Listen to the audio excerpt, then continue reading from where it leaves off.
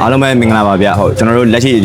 ရှေ့ရမြန်မာဒီနေ့စစ်စစ်ဝိတ်ချိန် weight gain လုပ်တယ်ပေါ့နော်ဆိုတော့ဒီနေ့ကျွန်တော်တို့ကစားသမား2ယောက်ကလည်းဒီဘက်ဝက်ထိုးမှာဆိုတော့တယောက်က63 kg တယောက်က55 kg မှာအားလုံးက ready ဖြစ်နေပါပြီဗျဟုတ်ဆိုတော့ကျွန်တော်တို့ကစားသမား2ယောက်ချင်းစီကိုတစ်ချက်မေးကြည့်လိုက်မယ်လေတစ်ချက်ပြောလိုက်ပါအောင်စနေဖြစ်ပြီဆိုတဲ့အကြောင်းဟုတ်ကဲ့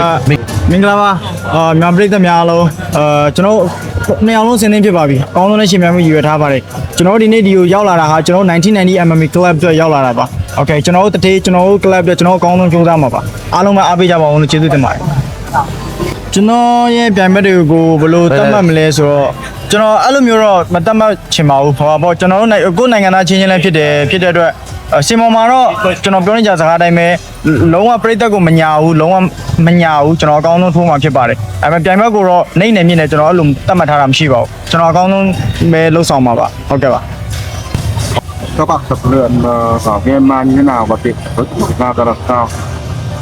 အခုဒီကျွန်တော်တို့ကစားသမား2ယောက်မှာပါတဲ့တယောက်က Diamond ကတော့ကျွန်တော်မြန်မာနိုင်ငံသားနဲ့ပြန်ထိုးရမှာပေါ့နော်စိုးမိုးတော့မလေးရှား fighter လောက်လေးကြောင့်နဲ့ထိုးရမယ်ဆိုတော့ဆိုတော့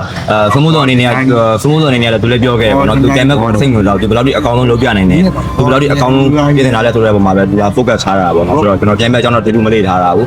စင်ပေါ်မှာပဲကျွန်တော်သုံးသပ်ပြီးပြီးပါအောင်ခင်ဗျာမှဖြစ်ပါတယ်စိုးမိုးတော့လည်းဒါအများကြီးပြောစရာမလိုတဲ့ fighter ဘာđánh giá như nào anh ấy Diamond အနေနဲ့ကတော့ကျွန်တော်တို့ဘယ်လိုခေါ်မလဲမြန်မာနိုင်ငံသား fighter ဆိုတော့ကျွန်တော်တို့ခံမှန်းရလွယ်ပါတယ်ဗျဟုတ်အားလုံးပဲအဖြစ်တကူဆုံးကြည့်ကြပါဦး đánh giá về võ sĩ Joshua không Joshua ok you know Joshua UFC Joshua ဂျိုရှွာဗန်ကညီလေးပဲပြောလိုက်ပါဂျိုရှွာဗန်ကတော့အရန်ကောင်းတဲ့ fighter ပေါ့နော်ကိုယ်နိုင်ငံသားဖြစ်တဲ့အတွက်လည်းကိုယူတယ်ပြီးတော့ကျွန်တော်တို့ဒီကရာမိုက်လည်းသူ inspire ယူပြီးတော့ကျွန်တော် UFC တရားအောင်သွားဖို့လည်းရည်မှန်းချက်ရှိပါတယ်ဗျဆိုတော့ဟိုဂျိုရှွာဗန်အခုလိုအောင်မြင်လာလဲကျွန်တော်တို့အတွက်လမ်းစာပါပဲဗျဟုတ်အရန်ကောင်းပါတယ်အကောင်လုံးအတွက်သိပြီပါဗျ you think Joshua can champion UFC yes maybe because I think he's really good form and he have a good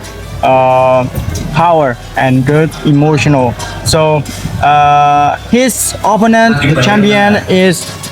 now he is old he's 35 years old and Joshua Ben is really young okay so maybe can be everything but we believe our national he must be a champion one day. You can fight UFC? Yes. Yeah. We have a lot of dreams to UFC. Yeah. Thank you. Thank you. Okay. Thank you. Okay. ciao yeah